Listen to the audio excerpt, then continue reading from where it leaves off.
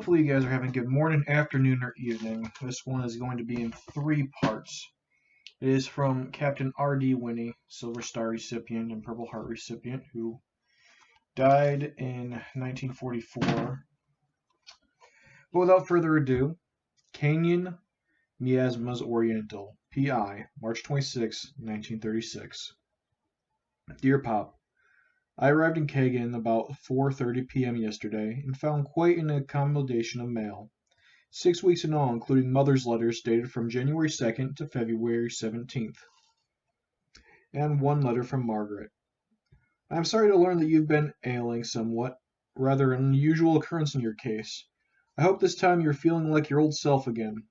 March in southern Michigan, on top of the stiff winter you have gone through, is hardly time for recuperating from any kind of sickness. We'll be waiting for additional news from some of you.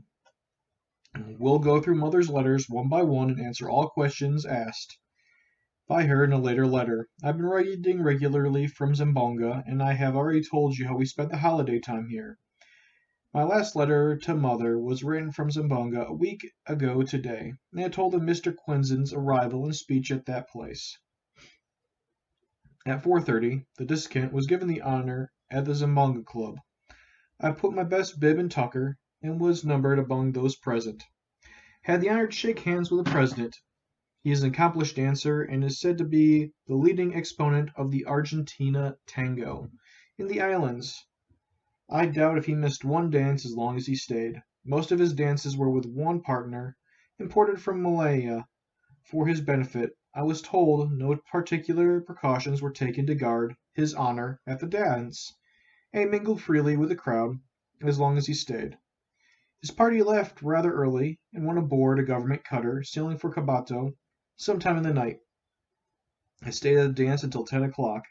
Zamboanga is noted for its pretty girls, mostly Spanish mezzitas, Spanish Filipino, and no doubt most of them were present. The American women, residents of Zamboanga, and the wives of the army people stationed at Pennant Barracks, the army post there. I left the party rather early in the evening for some reason or other.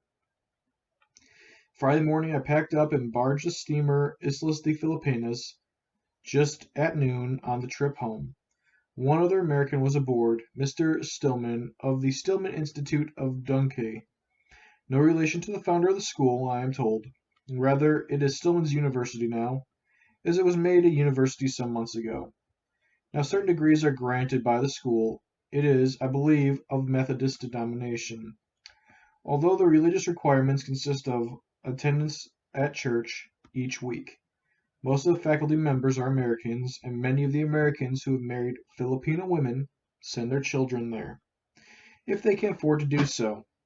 The cost, including tuition, board, and lodging, is particularly interest to him is particularly low. Miss Silman told me this benefactor, a woman who takes particularly interest of him, is a Miss Dow, one of Dow Chemical Company wives. The church people are invited to pay some of the faculty members. I do not know the history of the school and how it started, etc. We reached Contamago Harbor early Saturday morning, and immediately started to unload cargo. The town of Contamago is located 2 or 3 miles up the Contamago River, and all freight and passengers are lightered ashore. With Mr. Stillman, I went ashore at 8 a.m.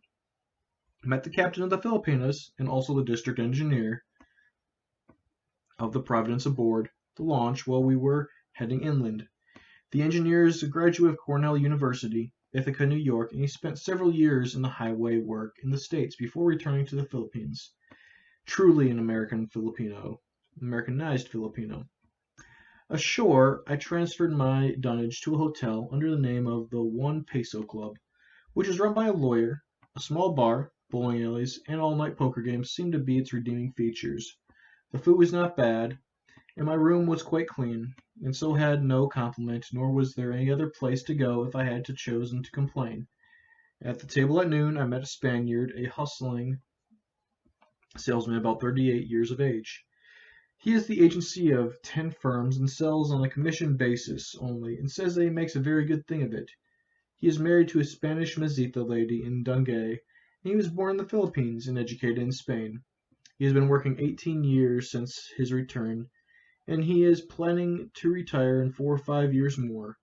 He has invested in real estate in Molina, and is uncertain whether he will stay in the islands or return to Spain when he retires. I saw him later in the day, and he told me business was very good in Cotabato.